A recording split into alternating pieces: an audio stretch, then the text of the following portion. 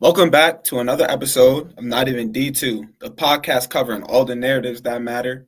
If you're watching on YouTube, definitely hit that subscribe button. If you're watching or listening on any other platform, be sure to hit that follow button, leave a review. Also follow our socials at Not Even D2 on Instagram, X, follow our YouTube shorts, all of that. We got a lot of content always coming out from each episode, so we definitely appreciate all that support. No special guest today, just Ruda and I talking. It's the year anniversary of the pod, which is just crazy to think about. But before we talk more about the pod, I know you're a big Knicks fan, and the Knicks just had a really big trade with Karl Anthony Towns going there for Julius Randle and Dante DiVincenzo. So I'm just curious a little about your thoughts with that trade.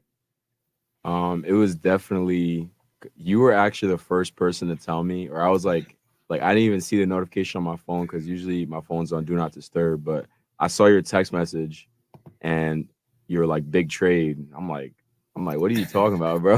like and you're like cat to the Knicks. I'm like, wait, what? So then I check Twitter, I see the Shams report, and I was at my team. I was at my friend's house, Hagen Foley, on the Utica men's basketball team, and we had the team over, and we were all talking about the trade and like the positives and negatives. Mm-hmm. So my opinion on it, it sucks to lose DiVincenzo.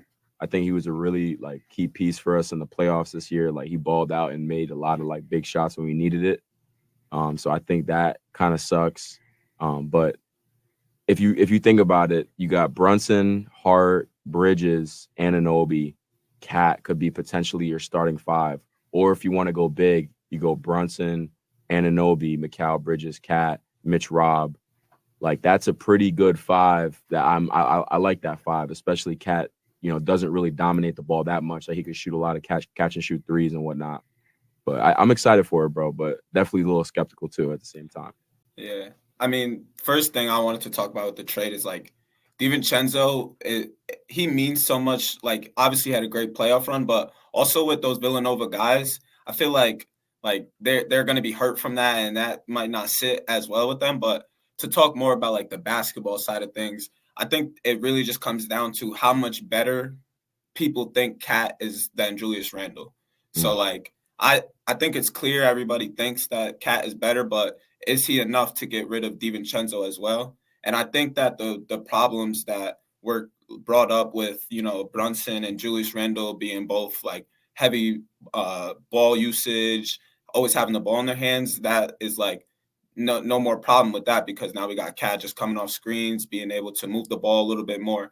And like you said, they can go to two different starting fives, which bring a lot of different variety. And I think that this is an upgrade for both teams too. So I think the Timberwolves are going to have to figure some things out with Ant and Julius Randle. But I think anytime you can get a deeper lineup and mix things up, maybe they didn't think that they had the pieces to make it to the highest level. So I always respect teams trying to get better. And overall, I think it was a good trade. But I mean, a year of the pod, bro.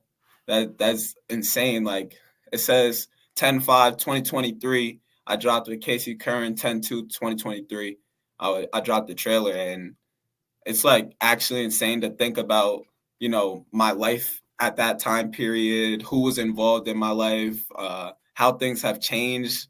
Like a lot has changed. I didn't really know the direction of the pod. It was kind of just a free for all, and it is definitely fulfilling. Like seeing all the work that has like the hard work that has been put into success and how we continue to grow. And a big part of that is through the addition of you. So I definitely got to give you a lot of kudos and respect to you. But I want to hear like your thoughts.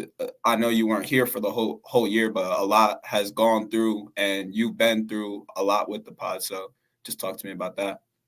Man, that's love, bro. That's love. Appreciate that, man. I appreciate you letting me do it, bro. I mean, you took a risk yourself too. This was your baby, bro. I mean, you started it. You know what I mean? So I got a lot of respect for you opening up and letting me hop on. But I love what you just said, bro. Like it's really interesting, like just the whole journey of the podcast. Like you're 100% right. Like thinking back to before I started doing this with you, like where I was at, what my mind space was. Like I could still remember, like seeing your idea and then having a conversation with my mom about it and like walking and talking with her, like I think this is a great idea that this kid did, and like I want to like hit him up. Like I still remember those conversations, and I don't know if I talked about it much, like, but when we first started doing episodes, like I was hurt, like I had torn my meniscus, and to be honest with you, bro, like hopping on air, talking to guests, texting you every day, like it really kept my mind right when those days were like really tough. You know, obviously we ended up winning the chip that year, which made it so much sweeter when you look back at the year, 100%, no doubt about it. But at the end of the day, like doing the podcast allowed me to express my love for basketball during a time when I couldn't do it. I couldn't play basketball. So like just for that, like I got a lot of love for you, bro, for letting me do it. But it's definitely been a crazy journey. We have more words to say, I'm sure. So, but yeah.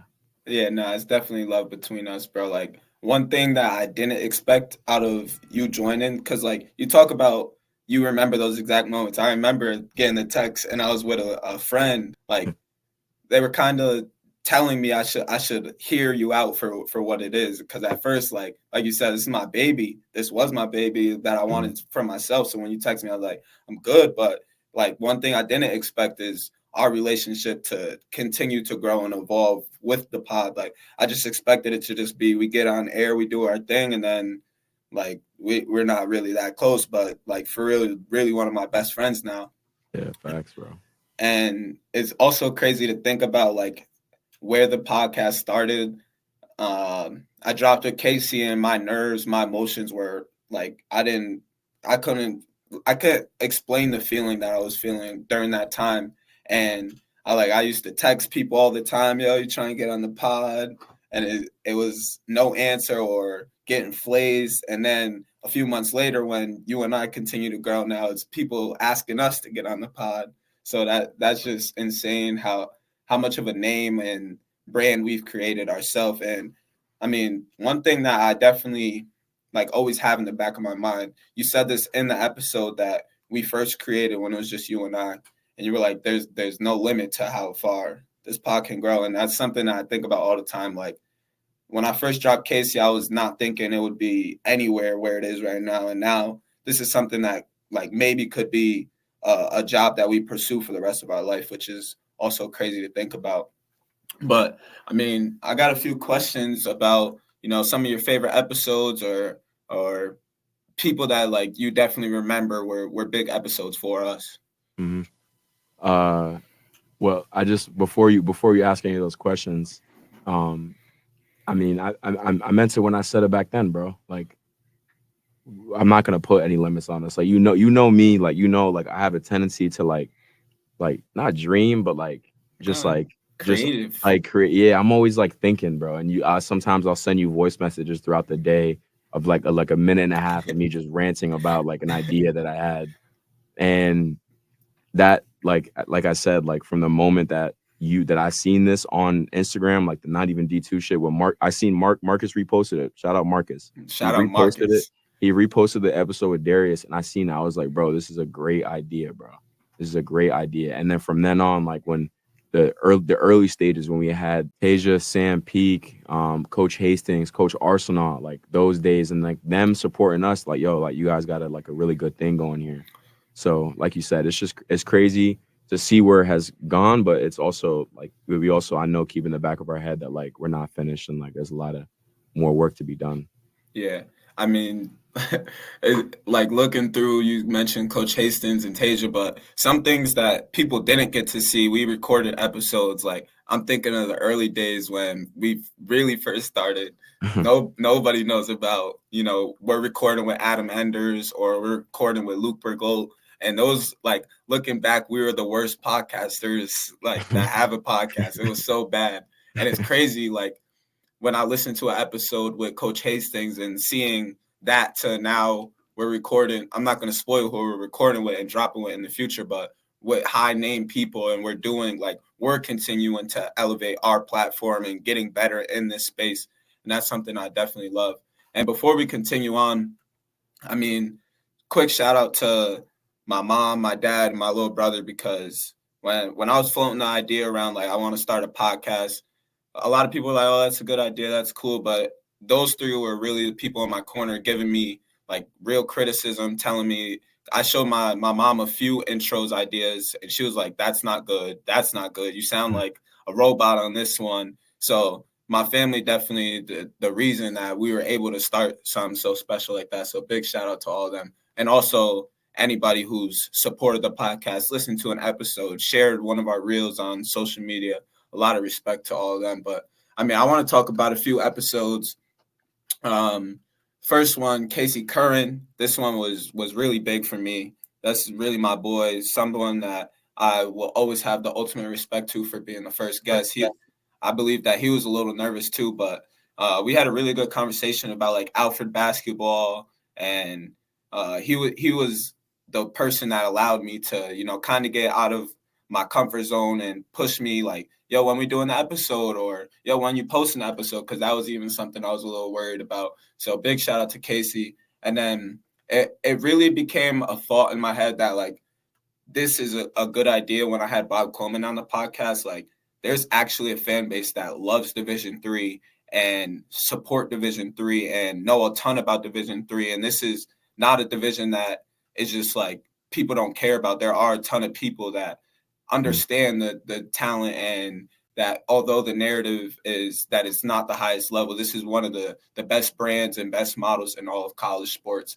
And then the last one, definitely got to spin back on your episode, because that one, even though I wasn't that good at podcasting, you were a great guest, and it really was the groundwork for something that we would continue, something that I look back on and just like, yeah, that's the point right there, February 8th, that the podcast started to go up a little bit. So those would be my three picks. I'm interested to kind of hear from you on some of your top three. Well, first of all, what people don't know about my episode, that is we actually redid that episode. Yeah. The first one, I'm just gonna put it out there, bro. I think, or maybe with StreamYard messed up the camera or something like that, so you couldn't see me. Yeah. So that, I think that's kind of funny too. That episode did turn out good, regardless. But I mean, you gave some shout outs too. I definitely got to give a shout out to all my fam, like mom. You know, like I said, I had conversations with her about, you know, because she's asking me, what do I want to do with my life? And I'm presenting her with this idea, you know what I'm saying? And she was all for it from day one. She was all for supporting me. Like all my friends at Utica, for sure. Like all them boys, like they really supporting the pod, and like they love what I'm doing, and like they always want to hear about the next guest, like Luke. Definitely shout out Luke, first guest that we ever talked to together, I'm pretty sure, because Enders was the next. Mm-hmm. And then honestly, a big shout out. I don't know if he's ever going to see this, but Professor Croft from Utica University, he lets me use this space that I have now that I think everyone comments on, like when they get on air, they're like, yo, Bruder got a nice little spot. But he lets me use this space, man. I wouldn't be where I am without him. So I definitely shout out him. But some episodes that I think back on with a lot of that I cherish, and when I think about. So first, off the top of my head, Coach Kimbrough. Coach Kimbrough's episode was a really good one. Talking to a coach like Coach Kimbrough, who has been to the national championship before. He'd been to a Final Four, won ODAC championships, right? Coached a lot of really high level players, but just his mindset, I think, helped us like SOE, like standard of excellence. Like, all right, so like we want to hold ourselves to that type of standard, like be the best that we can be. You know, put in max effort when we're like interviewing people or doing the reels. So definitely that episode was really cool. The next one I thought was really cool was Sam Peak. Sam Peak, man, he's a good dude. He's a great dude, man. It was a great conversation with him, and I think that was like also when I realized like, damn, this can go really far, because that Sam Peak episode just took off. Like, especially on Instagram, like everybody was like, yo, this is fire. Like, and I feel like that's really what got like kind of the momentum rolling, where people like really understand like, all right, this is some heat. And then the last episode that I cherish a lot, I think the episode with Coach Crotty was really cool. I know you're having technical difficulties with that, but I think like the message, especially about like his dad and like his connection to his dad, was like really cool, especially because like I said, we filmed that episode on my dad's birthday. So like him talking about how much love that he had for him was like, it was definitely like an emotional and like real like intimate conversation that we had with him. So it was just like a memorable one that I won't forget. So probably those 3 episodes off the top of my head, bro. Yeah, just the fact that we've had, I think it's like 44 episodes so far, and those definitely stick out to me as well. But big shout out to anybody that's been on the podcast, because 100%. one, that's a little nerve wracking for them putting themselves out there. We ask some personal questions at times, like Coach Crotty got emotional on the podcast, which was definitely something I'll remember for a while. But like it's not easy being a podcast guest either, so definitely appreciate everyone that's helped us out. But like I said, we're getting all sentimental, looking back on things as if it's like the end or something. It's nowhere near that. Like we got a lot coming up. There might even be an episode dropped in the next few days that might take off as well. We got some big things coming. We're excited to get it all out to you guys, and appreciate all the support from everyone. How the rest of this episode will be, we'll have like 5 to 7 minutes of some of the most memorable episodes. We'll have definitely Casey's episode will be in here, but we didn't have any like film during that time, so it'll just be a black screen, or I'll put some like pictures up. But I'm curious what people remember about the podcast, the usual viewers, what they think should be in the next like 20-30 minutes. But hope you enjoyed the nostalgic throwbacks, and appreciate you guys for tuning in to another episode. Let's hear from Casey Curran.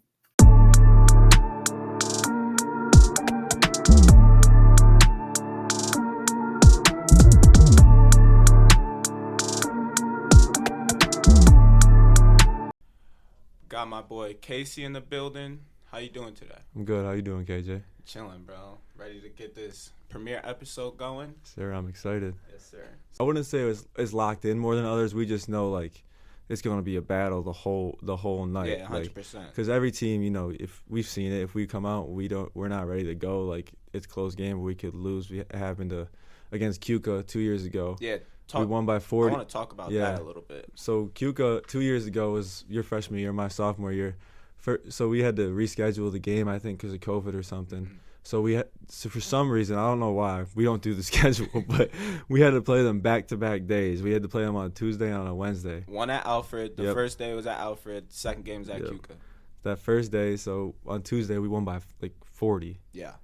40. Beat the brakes off them. Yeah, and this just shows you how crazy basketball is sometimes. Next day, we go up to Cuca, and we lose the game. We lose. Yeah, we won. Like, it's not like we won by 10, 20. We won by 40. Like, it wasn't even close. And then the next day, we go up there and lose. So that just shows you, like, when we saying we're more locked in for the other games, it's not exactly that. But if you don't come locked in, it's going to be a long 100%. Night no matter who you're playing. And I feel like that taught me a lot. Like, yeah, for sure. Freshman year, I've never seen something like that. Like, you play teams in your league twice, and then if you beat one of them by 40, you're going into the next game automatically thinking like, I'm not even gonna try. Like we're about to beat the brakes off them again. Yep. And then when Cuca came, or we went to Cuca and they beat us, I was like, okay, yeah, like you got to take. It doesn't matter what happened in the matchup 1, matchup 2. You got to come even harder and be even more locked in, a scout team, all of that. Yep. So like, yeah, that was a big teaching moment for me. Yep. Every game, like, it matters. It doesn't matter the other team's record. It doesn't matter any of that. Everybody has players that can, put the ball in the basket. So you got to be ready to go. I feel like that's a very big point that you made, that oftentimes you're in high school and you hear Division III and you're like, oh, those guys are bums, or I will never go to a Division III school, until you get to a Division III school and you're, wow, this is way better than what my high school played. These kids are way better than me. I got to lock into how they play and develop my game to be able to compete with them. Yeah, I completely agree. That's why I do what I do, because the level of basketball is outstanding. If you like basketball, to me, Division III, I like watching Division I basketball. Don't get me wrong. I love the tournament every year. It's incredible athleticism. To me, as far as pure basketball goes, I think Division III is the best level. I really do. I believe that in my heart. I'll also say I think the high school thing depends on geographically what part of the country you're in, because in the Midwest, Division III has, I believe, a stronger brand. So high school kids in the Chicago area and high school kids in Wisconsin and Indiana and Ohio, Iowa, I believe that they think Division III is high level basketball. So when they're getting recruited by D3, they think of that favorably. Where I believe out east, I think there's a little less like D3 brand. And so that I can't prove all that, but I do know in the Midwest that high school kids look favorably on D3 schools. We talked about the addition of some SUNY schools, and next year we got Brockport and Geneseo additions to the conference. What is the process of adding a team into your conference or a sport into your conference?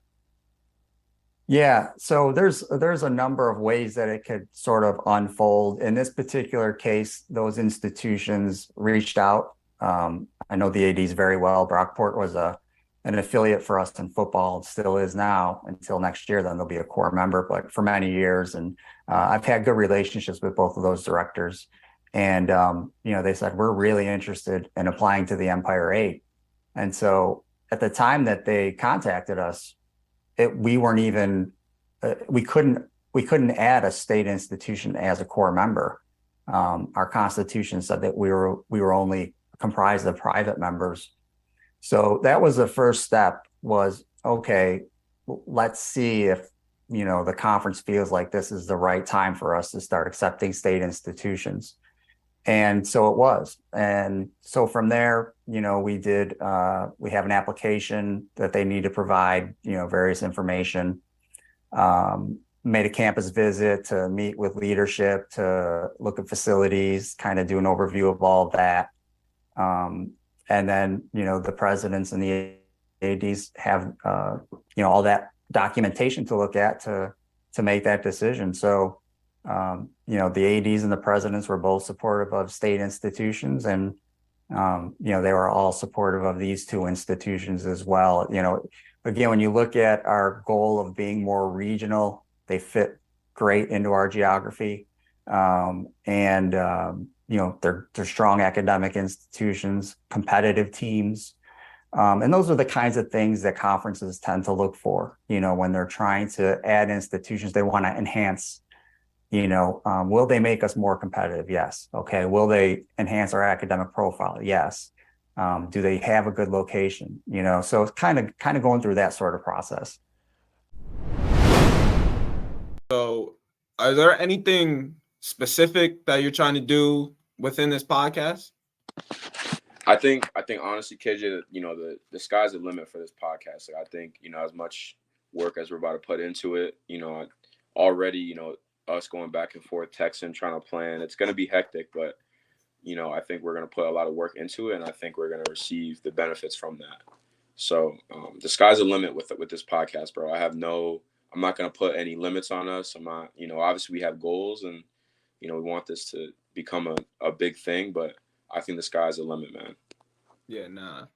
For those who don't know, but like doing this by myself, I've put a lot of hours in already, and I'm already knowing that Ruda's going to make my life a lot easier, but he's also going to be working hard. So just know that we're going to keep improving each episode, and it might start off pretty like I'm interrupting Ruda when he's trying to talk or something like that, but we're definitely going to get that connection to where we're one of the top podcasts. I'm already knowing.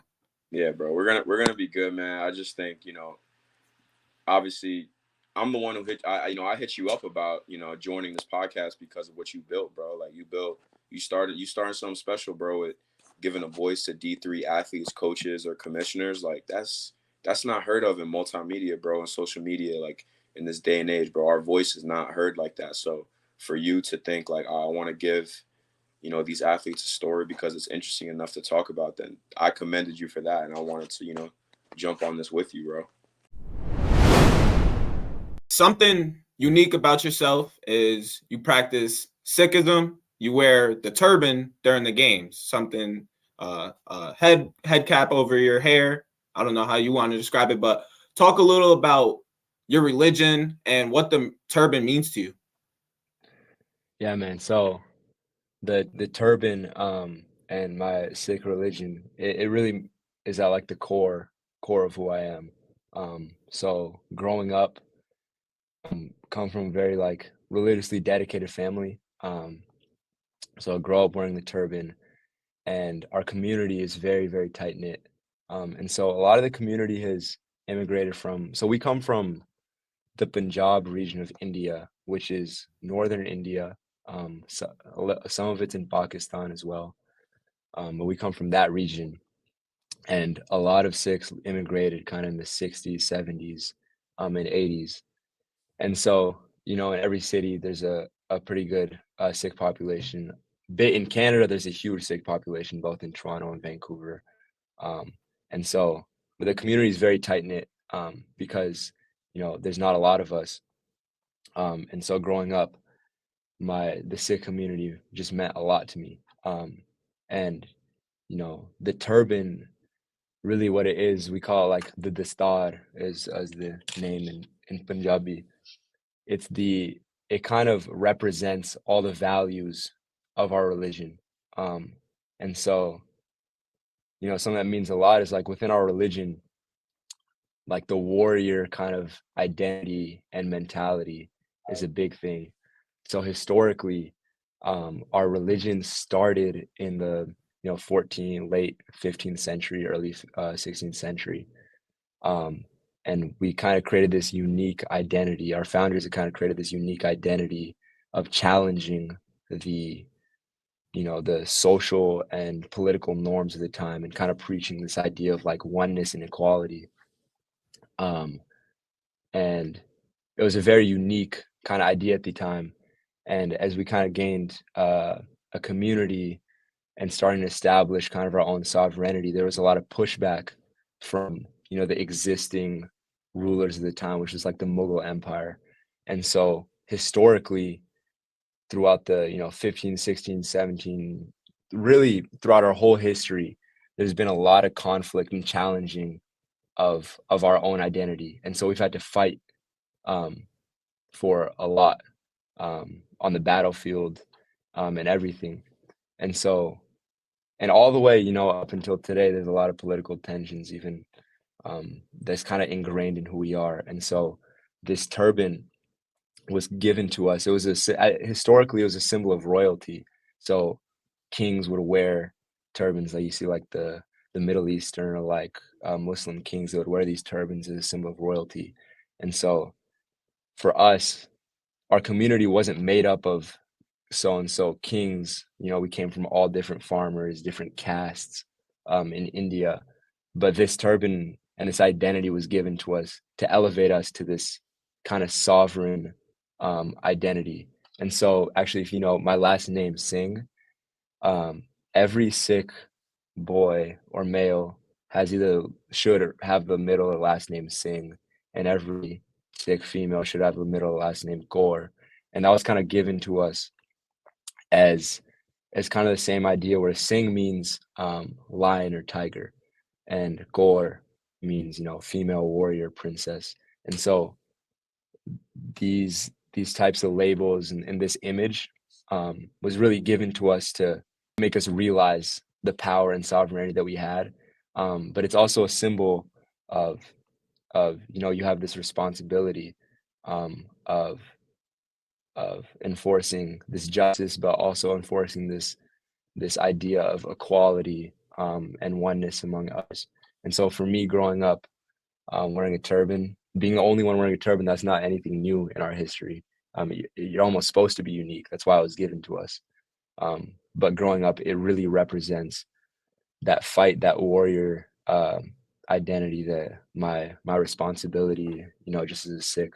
Yeah, all of that is kind of summed up in this. And so it's really a representation of who I am. So what kind of went into the decision for you to transfer to Stetson for your last year? Yeah, so after my senior year, I had an extra year of eligibility because my junior year was COVID. So after that, I was always like thinking about maybe just putting my name in the transfer portal and see if anything came of it. So I spoke to my family, spoke to my coaches, and I did. And I put my name in the portal just to see, because I always knew Wesleyan was a great fallback option for me. And I was even torn between going to Wesleyan and going somewhere else. I loved Wesleyan, loved Coach Riley, loved the system. But yeah, I put my name in the portal and got like 10 plus Division I offers in like the span of like a week and a half, 2 weeks. And I was like, whoa, like, all right, now I got to make a decision, And it was tough. It was like, do I go back to Wesleyan where I know I can have a great year and be, play it safe almost, or do I go take a chance at the Division I school and maybe only score 6-7 points a game, and maybe it turns out to be great, and maybe it turns out to be terrible, So I took a chance, and I can't imagine not going to Stetson. Like, it just set me up for pro basketball, in general. Just the size and the speed. Like, if I was able to go from a Division III, like Ryan Terrell did, what he did is crazy. Yeah. Like, he went from that Division III and then just got thrown into the G League, which is yeah. I mean, That's and wild. he was playing well too. He was playing like 15 minutes a game last year. Yeah. And that's my guy, and he can really hoop. And but yeah, so it was crazy. Doing research on you, Ruda and I came across that in every game you're wearing a headband, and we saw that your nickname is actually Headband Joe. So I'm kind of curious where that nickname, how that came about, and why you continue to wear a headband throughout these years. Yeah. So I go back. So at Augsburg, kind of wore a headband a few games, just kind of like experimented with it. And then I get to Colorado State and I didn't wear it. And I didn't want to I don't know. I just didn't want to be too flashy when I first got there. And then my grandma couldn't see me on the TV, so I tried wearing yellow shoes. And then she still couldn't see me on the TV. She couldn't find which one I was. So I started wearing a headband again. And she's like, now I can see you because you're the only one wearing a headband. So I was like, all right, I'll keep wearing the headband. And then from that moment on, I did like a little interview with people from CSU and then kind of told them that story. And then they just kind of like fell in love with that. And then from that moment on, I was like, oh, Headband Joe, like, good dude. He cares about his grandma. Like, kind of like that stuff. So shout out to grandma, though. Shout out to all the grandmas listening. Yeah. Yes. But, during that year, Headband Joe kind of went viral, at least in Colorado State. But even during the tournament and stuff, I was aware of it. The announcers talking about it. So January 30th, it's your birthday. You guys are playing against a great team in San Diego State in the Mountain West. And there's 2,500 headbands handed out to students that are at the game. And in honor of Joe Palmer, or to kind of relate to Joe Palmer. So what was that crowd like for you? And talk a little about that game and how that feels, knowing that you had such an impact on Colorado State. Yeah, man, that's the stuff I'll never forget, that moment. It was a lot of pressure for sure leading up to it. And obviously, you want to do something crazy and play really well. But I just remember too, just seeing a lot of the kids and stuff like that after the game and whatnot, and just them all wearing headbands or trying to their parents bought them headbands and stuff. So that was cool. And just the impact that I don't know, if you're a genuine dude, you can kind of have. But that game was I never asked for that stuff, you know what I mean? The theatrics of it and the outside stuff, the outside noise. And it just kind of came along with it. I just wanted to play. That's all I wanted to do. And then so when stuff like that happens, it just when it's happens naturally like that, and people just do stuff for you, it feels pretty good. So yeah. All right, we're here with Coach Rejniak. How you feeling today, Coach? Doing well, brother. Doing well. Looking forward to talking with you guys. I finally got on here, a couple legends before me. So I feel good. So I think this is an interesting discussion too, just about the transfer portal. And when we were doing research for this episode, I listened to one of your interviews with the D3 Datacast guys. Shout out to them. And you talked about how you could see, D3 schools becoming feeder schools to Division I and even possibly to Division II level. And, it made KJ and I kind of wonder, how can coaches prevent high transfer rates and create programs that entices students to have, the amazing 4-year experience that is Division III basketball? Yeah. I've thought about this a lot, and I really think it boils down to one thing, and it's the relationships.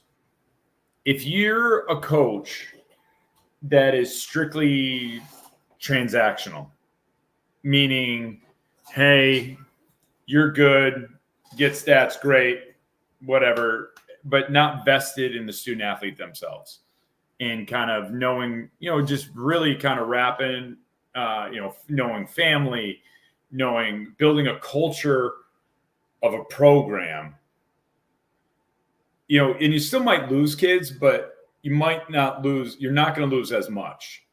I think if you have a culture really developed where that student athlete knows that you genuinely care about their well-being, you're genuinely trying to help them benefit their opportunities, you're not limiting them, and really you have the support system around them, I think you can limit it. I still think it's going to happen. Yeah. But I think if you have a support system and a culture, a winning culture, and winning culture, I mean, not necessarily wins on the court, but really you have players that really genuinely have awesome experiences. They come back for alumni days. You have it kind of roll in those regards. You have an administration that really starts to really buy into what you're doing. I think then you can limit it. Yeah. If it's strictly transactional, being like, hey, I'm recruiting you. Okay, great. Go out there, and you don't talk to that kid for 2 months after the season, or you don't really care how they're doing in the classroom, or you don't care. You're one of those coaches that really just is always on the road recruiting and not investing in your own program. Then you're going to lose them. I really do believe that. I think it will still happen? Yes, but I think you have to develop that culture around you to really almost insulate yourself from the outside noise, because you have to make that student athlete who averages 20 a game, who is an All-American, stay at home base rather than go to a Division I or a D2. Then you better have everything in place, being like, hey, what you get here and how I can help you get to where you want to go. Then I think you can keep them. But if you're not that type of coach, then you're going to lose them. All right, we're here with Coach Kimbrough. How you feeling today, Coach?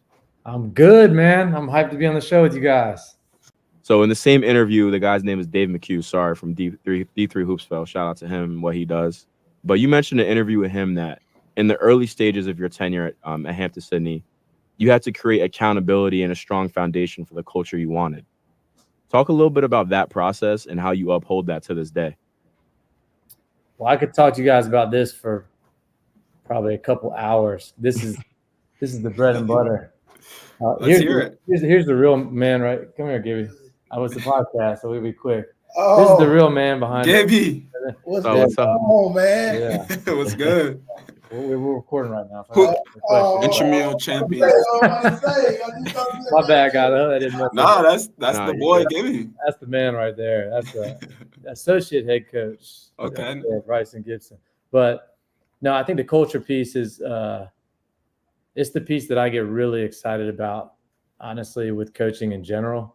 Because and to your point with what you said, it was about creating a foundation that we could build the culture on. Is basically what I was trying to say. Is how do we create this unbreakable foundation? And it's all about somebody's why.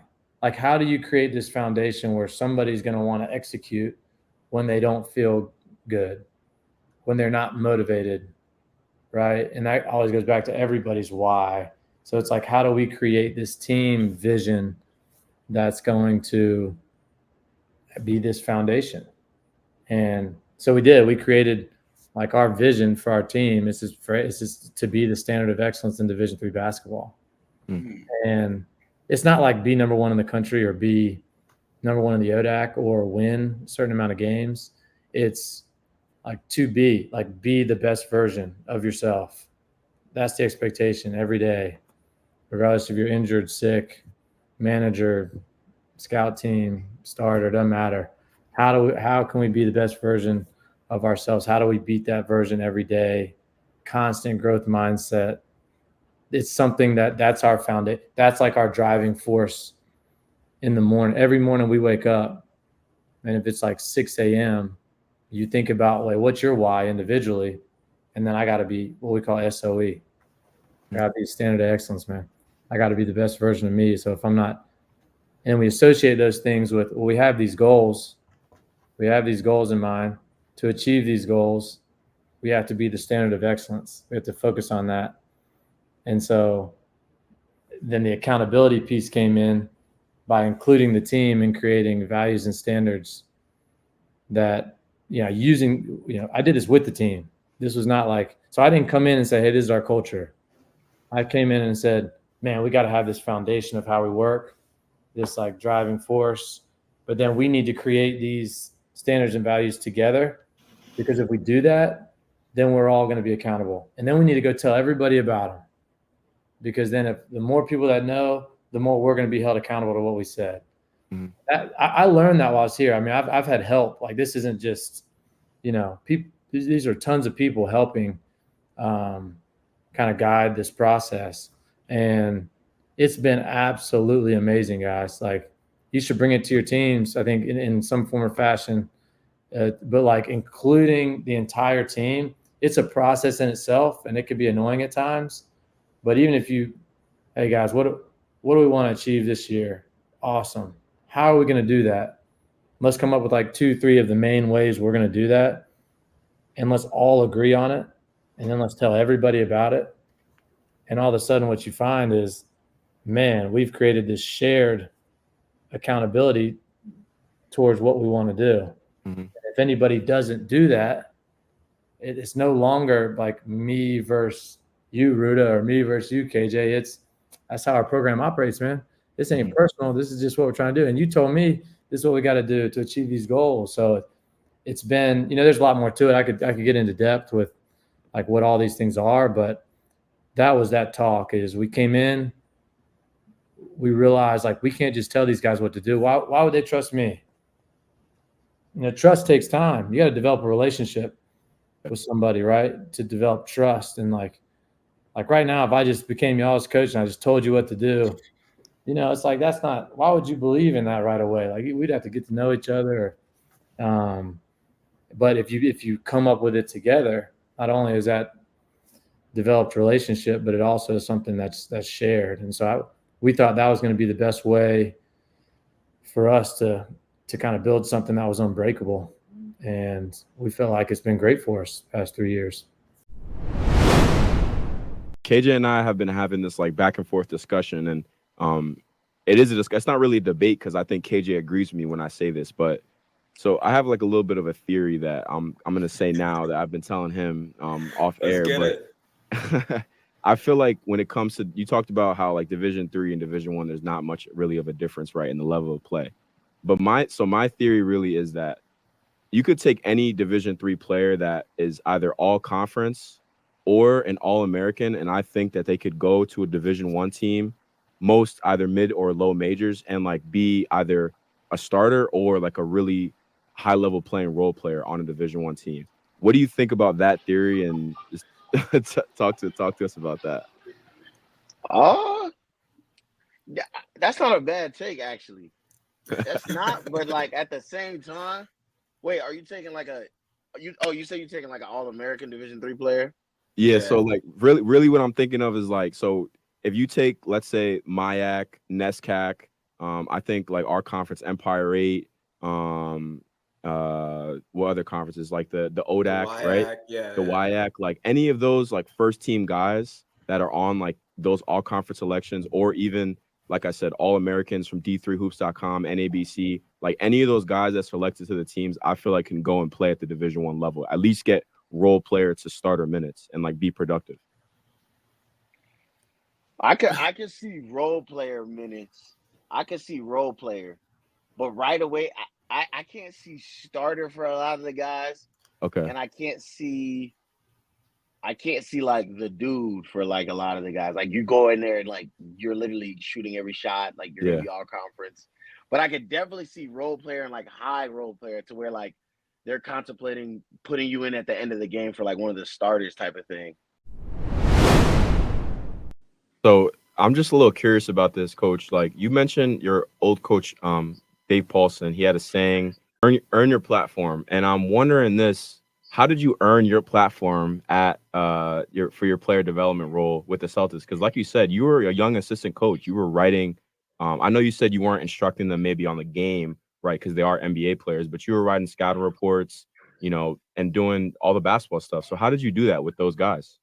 Yeah, I think it's some of those characteristics I mentioned earlier when we talked about Williams. Like, you better be humble in that environment, right? Like, there's a lot of accomplished athletes. I think showing up every day, doing your job, not being cocky about it, and building trust. And I think, like anything, and as I try to do now, when I get to know my players, but when you get to know those guys, if you get to know them off the court and you show up every day and you develop a rapport, then they trust you and they understand that, you know, hey, you probably have this job for a reason too. Like Danny Ainge drafted you because you're good. He also offered me a job because he saw some qualities in me that he thought could be helpful to our organization.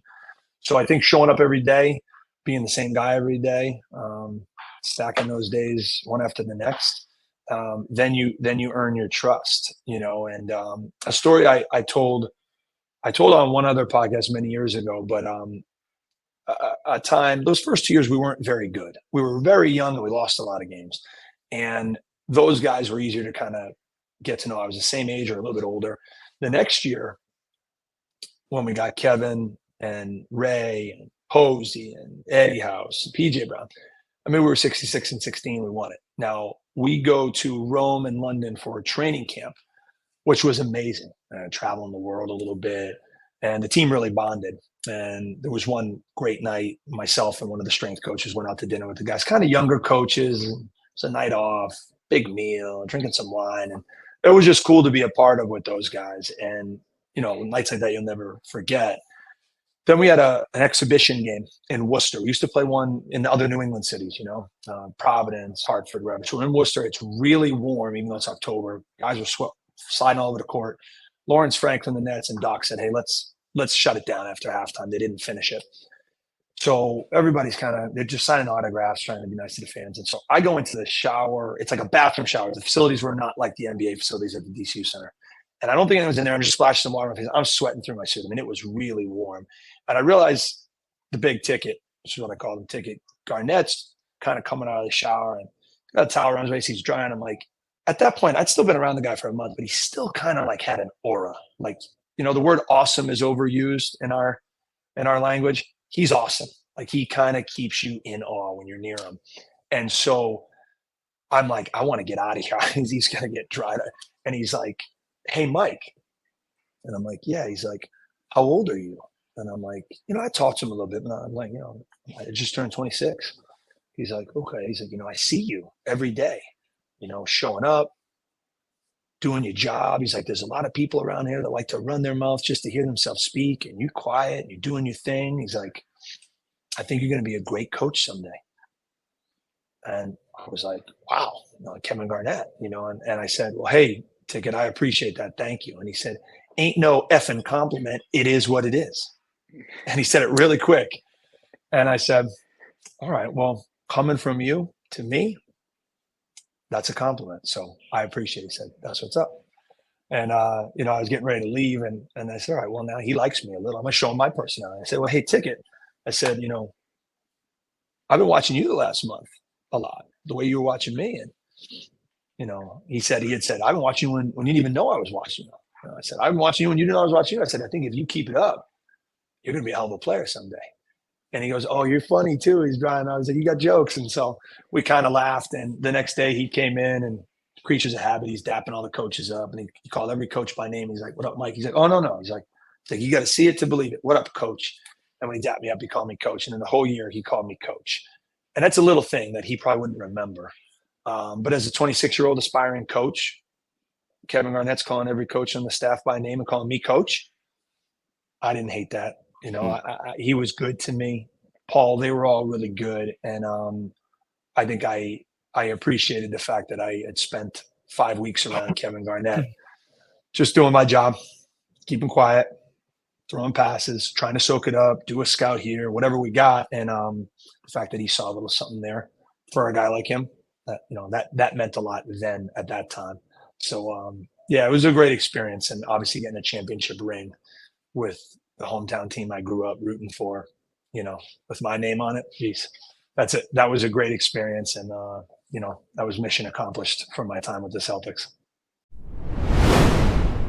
Ruda mentioned earlier your Hall of Fame class of 2023. It was a legendary class, arguably the best ever. In my humble opinion, I think it is the best ever, just the depth throughout. So I'm going to read who you were inducted with. You were inducted into Hall of Fame with Tony Parker, Dwayne Wade, Dirk Nowitzki, Paul Gasol, Coach Popovich, Jimmy Valvano, Becky Hammond. So just literally GOATs. And I want to hear from you how it felt, like sharing such a special moment, being inducted to Hall of Fame with a bunch of other greats, not only alongside of you, but also in the building. Players like Allen Iverson, Tim Duncan were also there presenting. So just talk to me about, that night and the feeling of sharing the moment with them. Yeah. And so we started down in Houston when they announced us.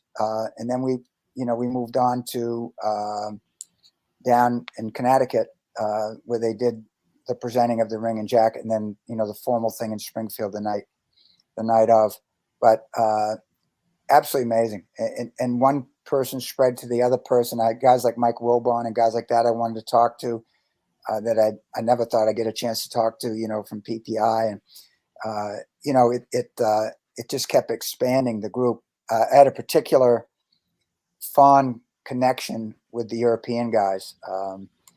They're I think they're a little different, than the Americans they are. And it's just, they were the easiest guys to talk to. And again, I had to, have a little bit of, I don't know what you'd call it, gumption to get out there. You walk into a room and you see all these guys and you got to go over and say hi, and they were unbelievable to me, and I immediately felt like one of them.